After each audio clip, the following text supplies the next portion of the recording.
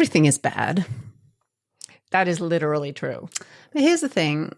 Our culture kind of believes that the only way to fix the bad stuff is to stare directly at it.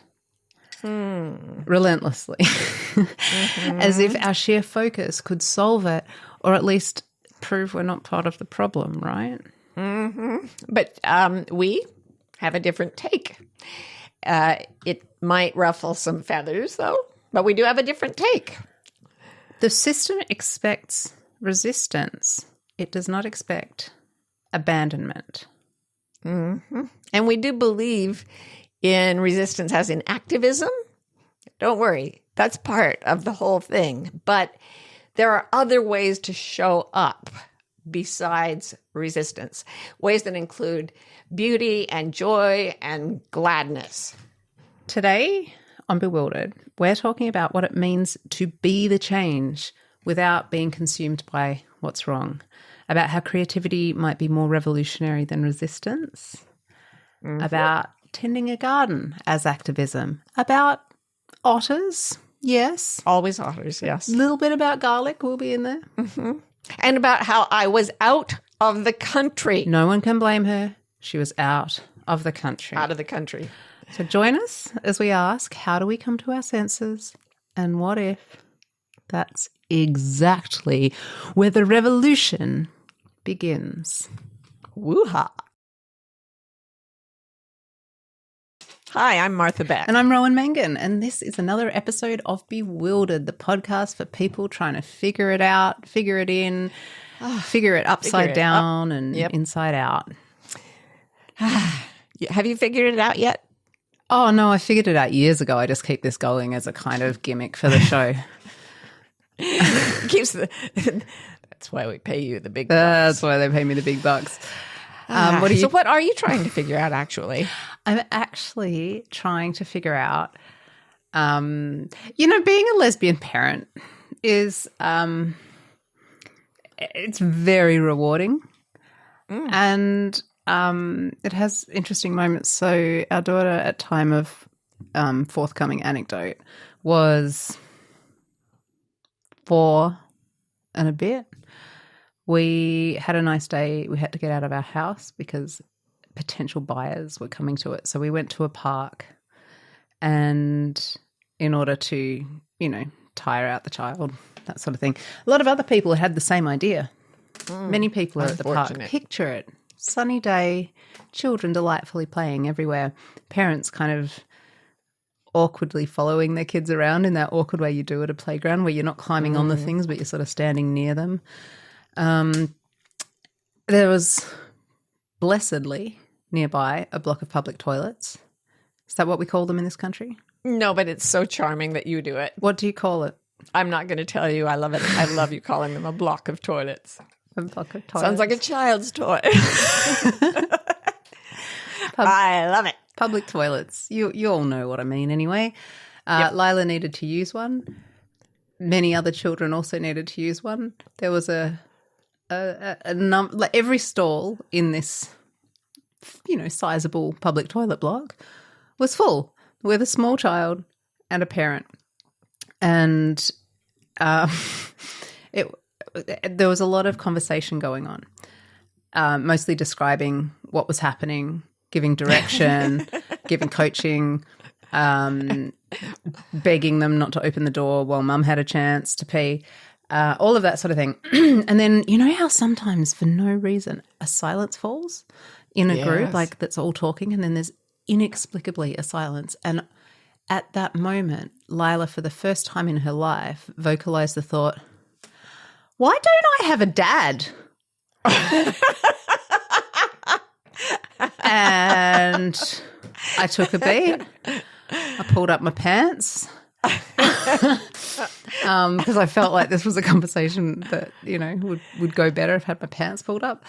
And what I noticed was everyone had heard it, and everyone stayed quiet. Like everyone wanted to hear because why doesn't she have a dad? And then, anyway, I attempted to answer, so some families have the best thing, and And she goes, yeah, but why don't I have a dad? And I was like, look, I will have to explain science to you at a later date once I get my head around it. So I don't know. Oh, my God, the birds and the bees and the hypodermics and oh, my God, the doctor visits and the freezer with the egg in it. The hypodermics and the fertility clinics. Hey, if it's a freezer with an egg in it, could we make the birds into penguins? Because they sit on those eggs in sub-zero temperatures for months on end. No one's following that metaphor. No one. Okay. Good God. IVF dads equal penguins. That is all you need to know. Yeah. Donors. They're not dads. They're donors. They're donors. We have to be very clear about that. Yeah, no kidding. So, Marty, what are you trying to figure out? Oh, Lord. Apart from international smuggling schemes. Yes, I have been involved in international crime right now. We're about to confess to Marty doing a crime. Yeah, and it's your fault. Mm-hmm, yeah. Because you insisted that on our trip to South Africa, to Londolozi, a place we love and shout out to all the time, that we bring home a rock. Now, I just found one like in my desk drawer. I get these every time I go to Londolozi. There's a lot of quartz in the area. It's sort of it's translucent quartz. Very pretty. It's pinkish. I always put a pebble in my pocket and take it home. Quartz but you amplifies. It amplifies the energy. It amplifies something. I'm not sure. It amplifies whatever it encounters. You just walk down the street and everything goes wow! when you pass it. Yeah. So anyway, you said I want a rock from Londolozi, a quartz rock from Londolozi to put in our new place where we're moving. Yeah. So I was looking for like a sizable, I was thinking baseball-sized rock. I got ambitious. And then our wonderful friend, Jamie Layburn, age 10 at the time, he came home from a drive with his dad with a piece of quartz bigger than my head. And he said, excuse me, because for some reason he has a British accent instead of a South African one. I've brought you a rock for your family. I was like, is that my rock? He's like, no, it's for your family. Quite right, Jamie. Yes, quite right, Jamie. It was beautiful. Apparently, he'd seen it at a distance, climbed out of the Jeep, risked his life in the African savannah to bring us this massive rock. And his mom, Bronwyn Vardy Layburn, said to me, we'll put it in our garden. We'll dedicate it to you. We'll send beams to the new place. And I said, yeah. And I went back and I called home. I called Ro and Karen. And Ro said, I want that rock. I got to have that rock. I need it. And thus began my career as an international criminal. And me as like an accessory to international because, all right, so I bring a checked bag and a rollerboard. And I'm there for a month. And I'm quite proud that I can fit everything I need, including all the medicines that I fear I will need, because there aren't any pharmacies really nearby. And she fears not at all that she'll need a lot of medicines. Yes. Although, by the way, if you go there, they will get you any medicine you need. I just found that out. Anyway, I always pack a lot of stuff. But it goes in 2 bags. And I'm proud of packing relatively light. And so I thought I'll just put the rock in my big bag and squish more stuff in my rollerboard. So I did that. And I tried to move the big bag filled with clothing and medicine and a rock the size of a freaking anvil. And it was basically immobile. On its little wheels. It just sat there, squatted there, rooted by gravity to the place where it was. And I thought, oh boy, okay, this is what I'm going to do. So I took all the clothes out of the little bag, put that in the big bag, take the anvil-sized rock out. Bronwyn wrapped it in a towel, which really makes it look classy, and then stuck it in my carry-on luggage. So, and then I just sort of packed little things around it, like socks.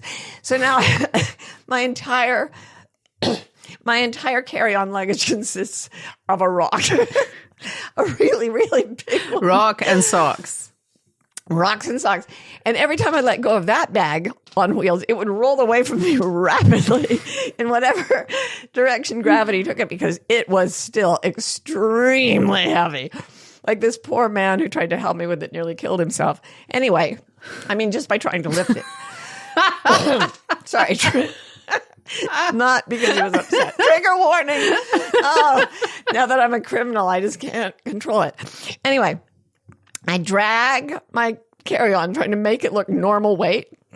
And I think, okay, I'm going to have to take this through the security clearance. And Brahman said, no worries. Rocks are not on the banned list. You can take a rock anywhere. And I said, okay, great. So I go to security in Johannesburg. And I'm going through, and they don't say, excuse me, is this your bag? They say, is this your bag? Not to everyone, just to you. It goes through the X-ray machine, and they look at me with wide eyes and go, is that your bag? And I was like, yeah, kind of expected this, but I've got, it's a rock. It's fine. So we go to the little check your bag area, and the guy unzips my bag, and he looks, and he's like, what is this? And I said, it's a rock. And he's like, it's a very big rock. And I said, I know. And he says, rocks are forbidden. I was like, just generally. They're not on the list. And he was like, no, don't tell. Shh. Don't say that out loud. They will make you take it back and put it in. They will make you check it if they see it. And I said, let me show it to you. He was like, no, the cameras are on. I could let you go. And then the light came. And I said to him, oh, you could let me go if I gave you a present? And he was like, shh. So I get a bunch of South African rand out of my purse, and I'm waving it around. He's like, put it in the suitcase. So I stick it in the suitcase, and by this time I'm flustered, and he's saying, just relax. And I feel like we're having sort of illicit sexual contact and everything. It's very, and I know at this point a crime is being committed. I just don't know who's committing it. Well, in fairness, you knew you were committing it. You just didn't know if he was too. I knew I was bribing a security agent. Yeah. I didn't know whether or not he was conning me about the rock, which he was. Okay, so it was, we both committed crimes, but it was his fault. So I was like, whew, near miss, baby. And I rolled it around in Johannesburg thinking, how do I get through Heathrow? Oh, yeah. Because South African rand, I could give him like a handful and it was worth maybe $1.50. If I'm trying to bribe someone in British pounds, I'm going to have to sell everything, it still won't be enough. Plus, I don't know how the culture's going to take it. So I got a plan. I went to a touristy shop. This is and I so bought you. This plan a small is so you. Wooden African mask, very light. And I said, I need you to bubble wrap that. And they're like, okay. And they put bubble wrap. And I said, no. I really want you to I want you to put a lot of bubble wrap on this thing. And they were like, don't understand how much bubble wrap I need for this lightweight wooden mask. And I was like, more.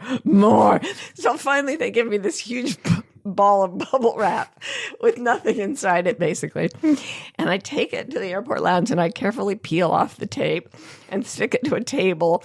It looks like I'm doing some perverted arts and crafts project in the lounge.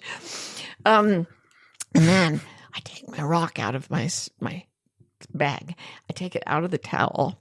I roll it in the bubble wrap. Turns out it's so heavy that if you roll it across bubble wrap, it just crushes all the bubbles. So I have to tenderly fold it in. So it's like, yeah.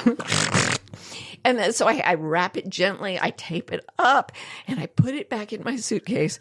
It's bigger than my head, way bigger in the bubble wrap. But it looks much more professional, right? And that's what you want for a rock, like a business rock. So I fly to London. And I get out. And here's the thing you don't know about London, about England. I went there to speak. I've been there to speak many times.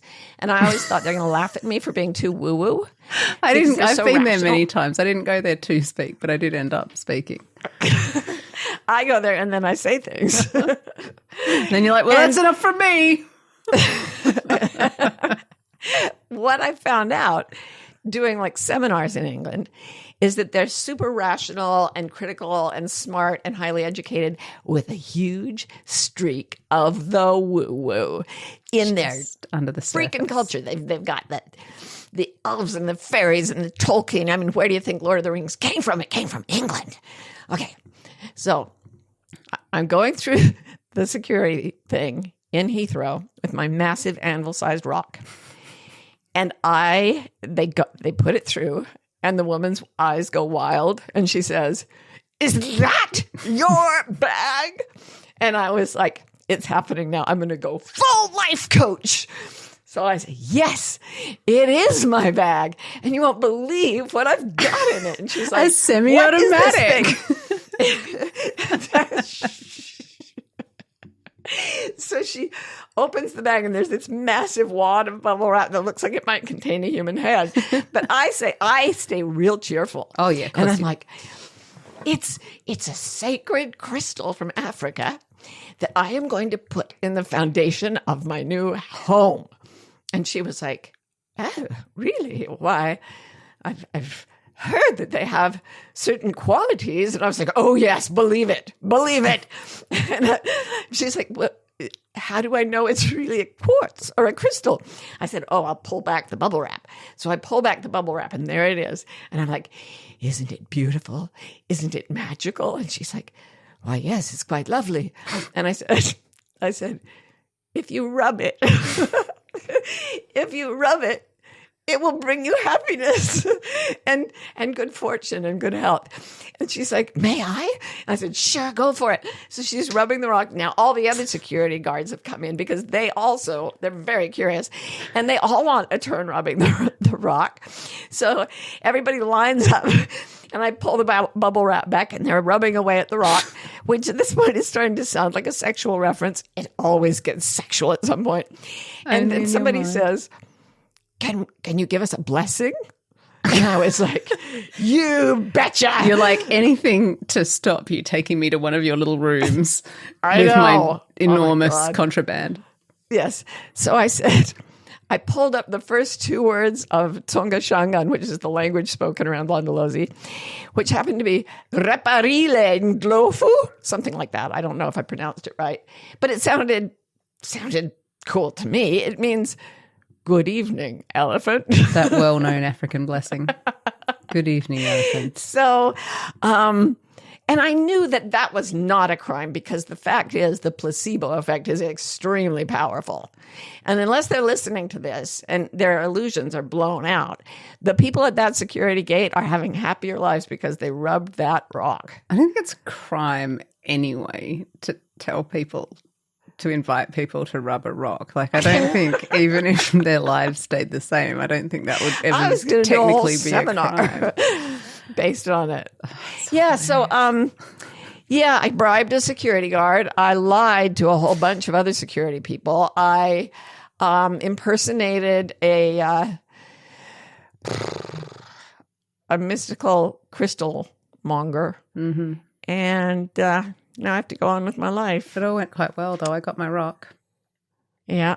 Thank you got your Thanks rock, for that. baby. Thanks for that. There went my life, but you got your rock. Reparile nglofu. Reparile nglofu. Hi there. I'm Ro, and I'll be your podcaster for today.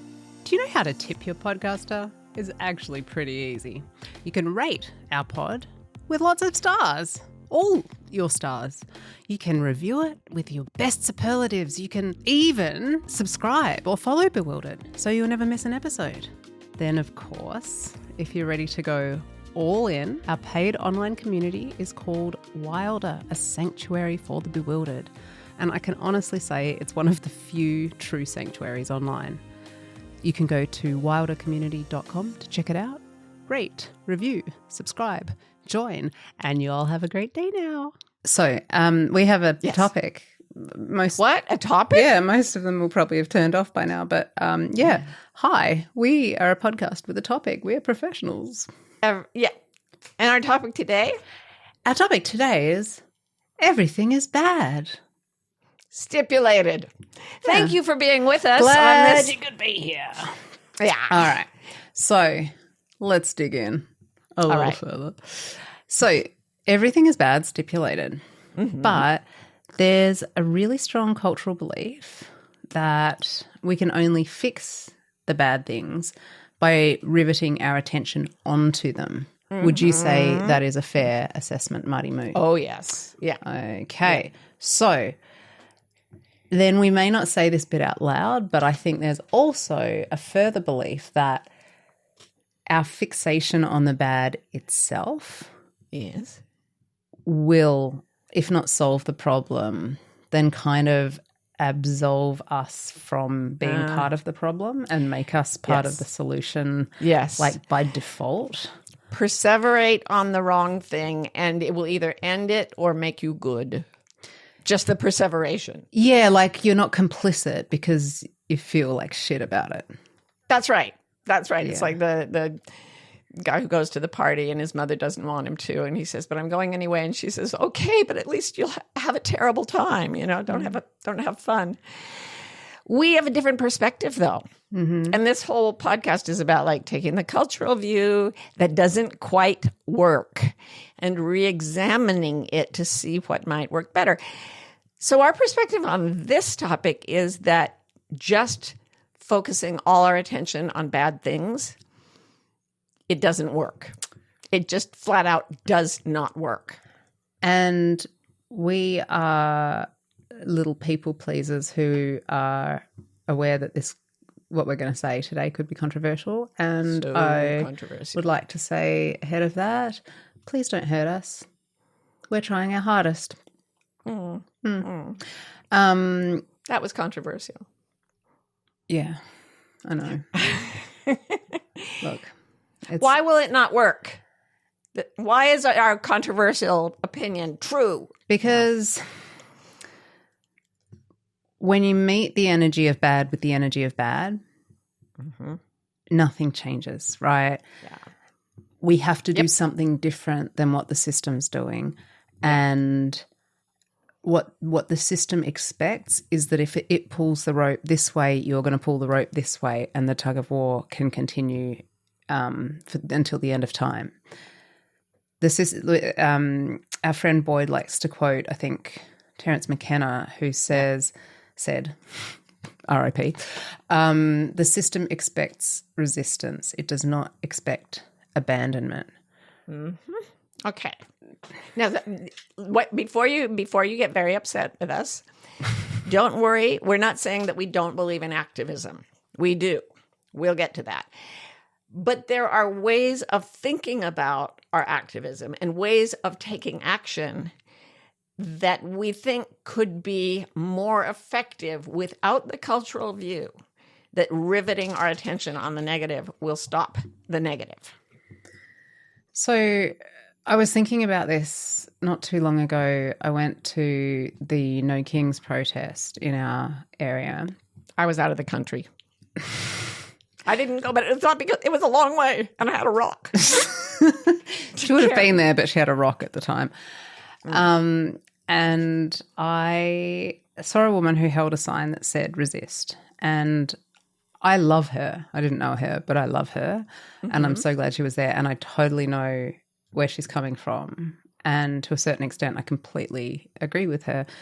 But it still kind of bothered me because I felt like resistance without anything else is about holding a line, like you're on a front in a battlefield, and all you can do is resist an incursion. You cannot even advance. Not that I'm suggesting that either, but like, so you're not changing anything. You're holding the enemy at bay for now. But I think we think that that's not ambitious enough. That's not enough to address the this is badness that we're now facing as, if you're in the US, apologies. As a nation, if you live on planet Earth, apologies.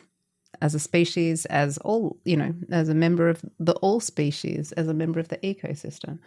So, well, I guess what I'm saying is resistance is not, in my mind, as powerful as creativity.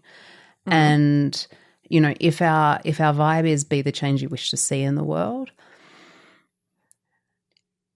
it can begin with resistance, right? I think it can begin with resistance to what is, but it can't end with that, because that is stasis, and stasis is status quo.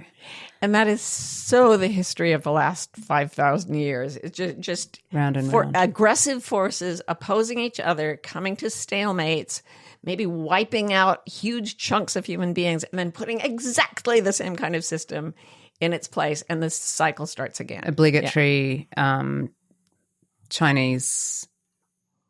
Oh, you want that? Okay, yeah. In China, they used to say, under capitalism, man exploits man. Under communism, it's the other way around. I feel like that's seriously one of the most brilliant things I've ever heard, because it applies to everything. So they're good with a phrase. They're great with idioms, the Chinese. Super efficient language. Love it. Love that for them. Yep. So I think there's something in our culture which, as so often is the case, is actually just a macrocosm of something which lives in our psyches, like a tendency that our psyches have, which is the idea that dreaming and making beauty is antithetical to making change. Yeah, yeah. Making beauty is like the dessert that you get to do after you've done the hard or the real work, which is demonstrating just how against things you are. If you haven't been in the ugly, and if you haven't bled and sweated, if you're not really miserable for a long time in your resistance to the evil, you don't get a chance to go do your little art projects, you know? Yeah. And that's sort of the cultural feel of it. And Gandhi, like, that's not what Gandhi was saying when he was saying, be the change you wish to see in the world, right? He was saying, be different, right? Don't be it, be different from it, and resist is to a certain extent being it. Yeah. My mum told me once, regular listeners will know my beloved mum who has appeared on this show before, #OtherButterflies, look it up. She told me once that when she was at like a particularly disillusioned moment in her own life politically, she decided that she was going to live as if the revolution that she had hoped for had actually happened. And that to me is quite a powerful reframing of what we're talking about. And she does. She does. She lives that way. She's so cool. Yeah. Now, I'm thinking that there are going to be some people out there who have been struggling against oppression and evil and have been in activism and are probably thinking, are you seriously saying we should stop resistance? Are you seriously saying we should roll over and make macrame projects in the face of the evil that we're seeing? So let's talk about it. Let's put it on the table. Yeah. Here's what you must be thinking right now. What a cop-out.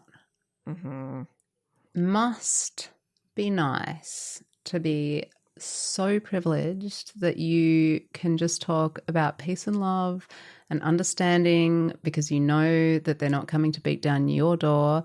Yeah. The frickin' hippies tried peace and love and then they all sold out and like dominated the real estate markets. No one else can buy a house for 3 generations. But some of us, I'm sorry, Ro and Marty, some of us actually want to make some changes to the world, which is inherently an unfair and oppressive, genocidal, fucked up place where... Well, I don't know if it's inherent, but it's certainly that way now. All right, like Harvard. All right. Drink. So, you know, if you're not like attending protests, calling your representatives, using your voice to call out oppression, then you're complicit in the very real evil that is being perpetrated on real people right now. I just want to remind everyone I was out of the country. I would have been at the No Kings riots. They were riots. They wish it was riots. Oh, God. The peaceful, loving protests. Yeah, that day. Thank you. So what we're saying is not don't call your representative. What we're saying is, ¿por qué no los dos? So what if we still do the things, but we try and skip the angst about the things? What if we do the thing but also bring joy back? So what we're saying is that part of our jobs as people who want to change the world is to keep part of our attention, to keep our attention on the real, which is not just the oppression and the evil, but is also a very, very wide expanse of things that hold beauty and kindness and empathy and compassion and justice. If we want to become the change we wish to see in the world, we have to see the world as it is. And if we focus only on what's negative, we become these little obsessive reprocessors of the negative, and we don't reprocess the beauty and the kindness. So if we regulate our own systems first, if we keep ourselves in a state of biological and psychological and physical and spiritual presence that sees everything around us and inside us, not just what's messed up, we will be in a better position to actually create a world that is balanced and beautiful. Right. And what if it's like, oh, well, I guess, must be nice if you were living in northern Gaza right now, you wouldn't be able to do that. Yeah. And so maybe it's part of the responsibility of our privilege to see things that clearly where we have it. Yeah, and it's interesting. If you want to be a source of sanctuary and help, because that's what privilege should be doing, in my view. Agreed. And that is what I see when I look at the world, at all the data around me. Not just the negativity. I mean, speaking of the Johannesburg airport, I just remember 2 years ago when we went and Lila had eaten copious amounts of the local soil and she was so sick. And we went through that same airport and we actually made a podcast episode about this. We did. And I have a friend who calls South Africa fake Africa because things are actually a lot easier there than they are in other parts of the continent. But even so, it's a much more difficult place to live than the U.S., right? Much more problematic for the people there.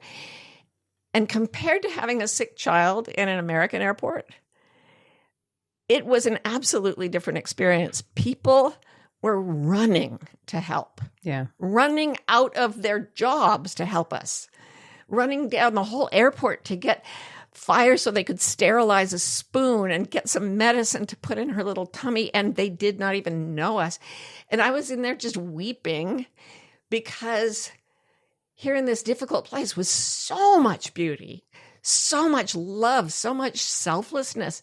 And that is part of, the whole Ubuntu tradition that I only exist because we exist in a matrix of love. Yeah, that was represented there. And it makes me think about your phone algo because your brain works like your phone algorithm. Your algorithms on your phone. Not your phone. Sorry, just point of order. Yes. Your phone doesn't have an algorithm. No, there are apps. There are like social media apps on your phone that have algorithms. Yes. But most of us run around looking at our phones. And if you stare at something, buy something, or even talk about something much, if your phone is listening to you, you start to get images of the things that you've been looking at already.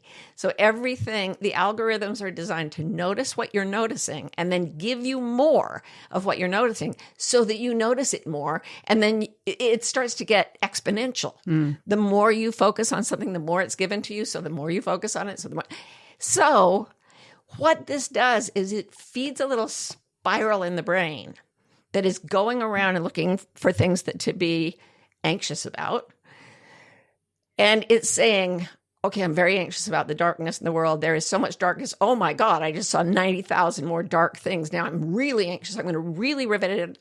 And there is a part of the brain that does that is obsessed with control. It's in the left hemisphere of the brain. And part of the left hemisphere's characteristic is that it wipes out your knowledge of the existence of anything else. Yeah.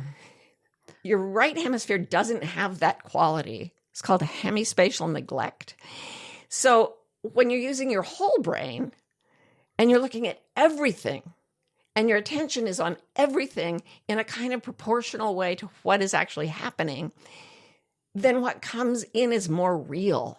And I've found it sustains our energy and it honors the good in the world. And then changes start to happen in our sort of personal algorithm that have a lot of positivity within them. Right. And what strikes me about what you're saying, and it's a horse that we've kind of beaten to death, I think, on this podcast, but I don't care. I'll keep beating that dead horse, is that the left hemisphere is not where creativity abides. And if we can open to our whole brain, we can access the creativity that can solve problems. Yeah. Not the creativity that's about macrame necessarily. Although macrame for peace, it could work. I don't know. Who knows? But creativity, not resistance, is how we're going to break this tug of war, this endless tug of war. Yeah. Marty, I have to say something. Okay. As Lila would say, I really hate to say this, but I have to. Yes. Regular listeners will know that if there is a topic under discussion, I will, in my autistic database of a brain, have relevant lines from poet laureate of the show, Ani DeFranco. Wait, are you saying there's a perfect line from Ani DeFranco that describes exactly what we need to know? Well, you say line, I'd say a verse. More of a verse, okay. You've got to put things in context. Okay, let's hear it. May I quote verbatim? I think you can, and you may. So this is how it goes, the perfect Ani lyric for the moment. The more I get my focus right, the more I see how one could lose sight that the many things that don't suck rival the things that do. And we all live in the house of what we pay attention to. Ooh. Right? Hence the title of today's podcast, The House of What We Pay Attention to. So where do we want to live? What sort of house do we want to live in? In other words, Marty, how do we come to our senses? Well, I will tell you. I will tell you in a minute.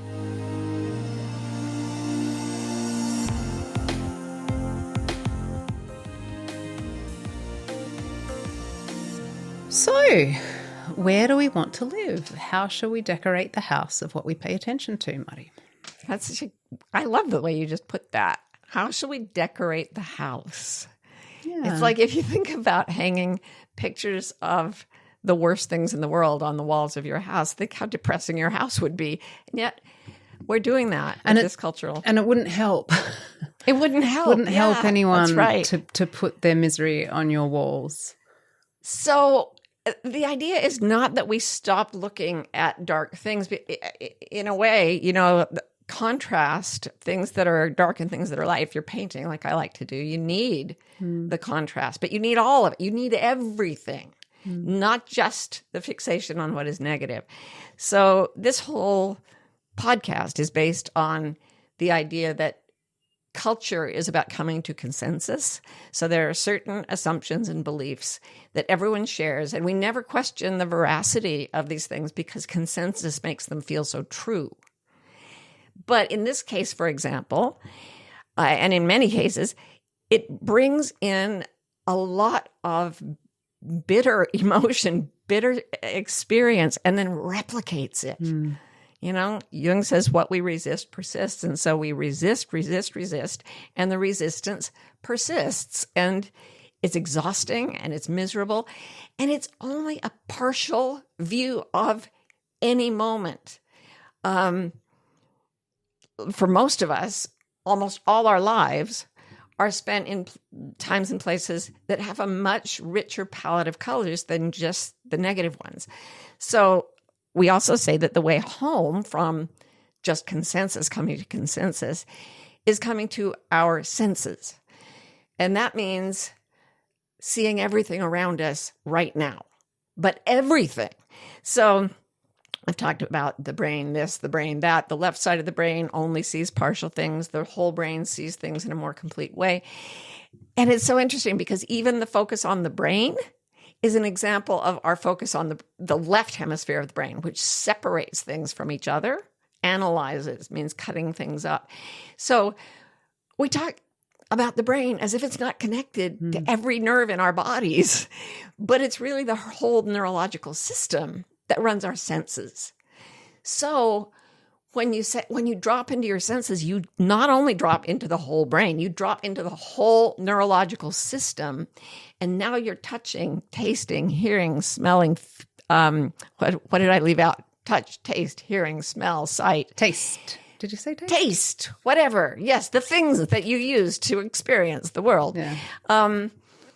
So whatever you rivet attention on, you're going to perceive more of it, which is going to increase your idea that it's out there in the world, which is going to have that cyclical effect that the negativity has. But if you're paying attention to everything, it gives you this expanding view of what's real. And you're bringing in what's good as well as what's bad. And you're decorating your house with the whole gorgeous, contrasting image of it.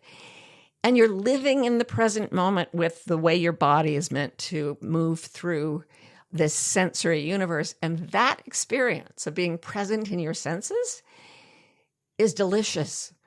That I want everyone to have. And from there, as you said earlier, we can come up with creative solutions to the very real, horrible problems that are happening all over the world. Yeah. And there's something but you else. can't feel bad enough to make anyone in the world feel better. That's right. And there's something else as well. And we're probably going to go quite woo in a minute, but there's something about, as a parent in this cultural moment, you read a lot of stuff about co-regulation, and you teach your child to self-regulate their nervous system via initially co-regulating. So your job as a parent is to get centered and get calm and be in a parasympathetic nervous system state yourself, and you kind of entrain the kid to be in that state when they're dysregulated. And I feel like that's something that can be extended outwards. And this is like semi-woo. I think we're going to go full woo. But, like if you think of it as a ripple effect, like you were talking to me this morning about how you've been focusing, in our household, there has been certain moments of distress around certain news stories that have been finding their way into our psyches. And so there's three of us, and then there's Lila and Adam. And if Karen and I go into a place of distress of dysregulation, you've been focusing on trying to manage your own energy so that to try and help balance it out.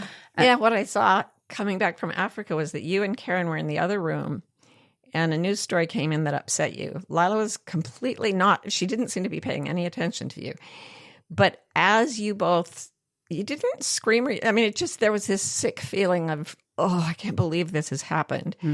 And immediately I watched her as if someone had slapped her almost. And she couldn't hear you. It was just, she just got very dysregulated, and she started like kind of thrashing and fussing and pounding things. And I was like, wow, this is real. This works. Yeah. And so therefore, like if we're cultivating in full clear-eyed knowledge of the horrors, it's shorthand, if we can work to keep ourselves regulated and trust that on some level there's a rippling out then of a state where we can access our right brains, where we can access creative solutions to problems, and where we can actually potentially bring ease and comfort as well, because fuck knows your anxiety is not calming anyone down. No, it is not. And that's not a blamey thing. That's just a like, God, we're such funny little monkeys, we humans. It's permission to let it go is what it is. We're not blaming anybody for causing dark experiences because we feel bad. But I do think we all need to give ourselves permission to just let it go without thinking that that's going to stop us from solving the problem. And I feel like it's even solves the problem on the, like, there's a very cause and effect materialist way of reading this idea as well, right? So, okay, say more. My place of refuge right now when I'm thinking bad thoughts is to think about gardening and to plan the garden that we're going to have when we move. And so that's my current happy place. But it occurs to me that, say, you feel crappy about the world, so you go work in the garden, right? It makes you feel a bit better. Then, 6 months later, your neighbor is like, I forgot to do my garlic, or my garlic harvest didn't work this year. And you say, here's some garlic. And then suddenly, over a process like of energy transfer, of interaction, of community, you become part of a cog in a mutual aid mini pod that is like arguably the best kind of unit from which to effect change, way more powerful than the individual. Yeah, I love that. And I love the ripple effect in the way you've described it going out. But I also love that what you're describing, going outside, putting your hands on the dirt, smelling garlic, planting it, touching things, listening to the sounds outside, hearing your neighbor's need, through language and through vocal tone. Like you're dropping into your senses when you're doing these things that also ripple out to create community. And the dropping in is regulating. And then the ripple effect is regulating not only on the level of the nervous system, but on the level of sort of socioeconomic exchange, which that would be cool if it got universalized. Right. And what if everything is a metaphor for everything else, or everything is like a degree more or less abstract than the other thing? Couldn't that exchange also happen? I don't know, like I'm trying to think of a way to push you into like a full-on jump the tracks. I think we just need to use the phrase jump the tracks. Let me tell you how I came up with this phrase when my son was born, because I could, even though I was fully accepting his intellectual difference, he has Down syndrome, I couldn't make his life feel like a joyful future unless I did something, because I was very much in sort of the intellectual brew of Harvard at the time. Drink, please. And it was very materialist. And I just didn't see a place for my son in that world. So I would completely jump the tracks into a world where materialism was not the only reality, and where there was a potential for his presence in this existence to mean something that my previous worldview didn't even understand. Because I felt that about him, frankly. I mean, the way Lila got dysregulated when you two were feeling scared, Adam in a room can settle people down. Absolutely. Have you noticed that? His whole life he's been doing this. When he was a baby, and now that he's an adult, it works the same way. So jumping the tracks for us is, let's just throw out the whole materialist part of the culture and say, no, let's include with the materialist part of the culture. You're right. We don't throw anything out. Let's bring in alongside it. Because there is material reality, and there is logic. There's literal garlic and literal neighbors. Wait, what? Yeah. Literal garlic? Yeah. I had thought that garlic was purely metaphoric. That's how crazy this is getting.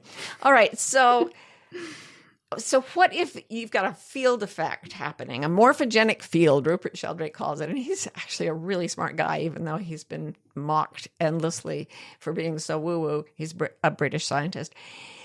He talks about these fields that connect everyone, He wrote a book called Dogs That Know When Their Owners Are Coming Home, talking about...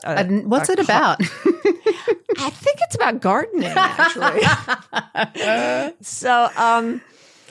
But he talks about how there's a spread of information and mood and just sort of states of being that communicates across distance. What if we actually are generating more goodness when we include the good in our worldview? Right. So we see the horrors. God, I see the horrors. Yeah. And I'm not going to stop looking at that, but I'm going to start looking at more, so that instead of just pushing back, instead of just resisting evil, which makes me stuck in resisting and evil. it makes you transmit resistance, arguably. Yes. Yeah. So what else can we transmit? And what if I go into an intense field of presence and I start to experience my senses? And that works like the algorithm on my apps on my phone, and it starts to bring more sensory beauty in. And then I start to generate that field. I think this may actually literally be true. And even if it's not, at the very least, it's going to make me a more resilient, robust, and happy, stand up for goodness person. Is there a word for that? Advocate of the good. I don't even know. I just know Good guy. that I want my house decorated with the whole shebang, the whole range of beauty in the world. And I actually think that the Ani quote is true. There's actually the good at least rivals the bad. And the more we focus on the good, I think the better chance we give it to rival the bad. And to come back to another metaphor that we've tortured in this episode, like the algorithm will show you more of what you like, right? But often those of us who do scroll mindlessly for our part of our wild and precious life are consciously training our algorithm to say, give me more, like I'm going to like this, not because I especially like this, but because this one individual piece of content, but because I'm saying, take me towards the funny gardeners of TikTok. And I feel like I'm struggling to exactly transfer this to the life algorithm, but I really want to, so bear with me. Here we go. I'm going to hit like on things that are good and wholesome. So I like community. Mm-hmm. So what I'm going to do to train my life algorithm is I'm going to turn up to some community events, right? Cool. Even if they're not like overtly political, especially like regardless of political content, I'm going to turn up to community events. I'm going to go to book readings. Ooh. I'm going to go to trivia nights, because that I have to believe that clicking like on my personal algorithm has some sort of input into the universal algorithm and adds hashtag community to the rainbow of colors and that's how you stick it to the man. There you go. I'm going to trivia night. Ha ha! Take that, system. Yeah, mine is literally all dogs and otters. Dogs and otters. I do that on my phone. That is what I like, and I will continue to like dogs and otters in the real world until there are many, many more dogs and otters. Yeah, because I believe it. I believe it's going to generate more. So, to wrap up this strange and meandering conversation, Marty, I want to ask you, why should we let ourselves feel good and see the good and do the Jack Gilbert thing of having the stubbornness to accept our gladness in the ruthless furnace of the world, even with sorrow everywhere, slaughter everywhere? He says, we must have the stubbornness to accept our gladness, because We're going to blend two of our favorite poets. We will always live in the house of what we pay attention to. And we want to make that house beautiful for ourselves and for everyone. Because when you really think about it, that's another way to stay wild. We hope you're enjoying Bewildered. If you're in the USA and want to be notified when a new episode comes out, text the word WILD to 570-873-0144. We're also on Instagram. Our handle is Bewildered Podcast. You can follow us to get updates, hear funny snippets and outtakes, and chat with other fans of the show. Bewildered is produced by Scott Forster with support from the brilliant team at MBI. And remember, if you're having fun, please rate and review and stay wild.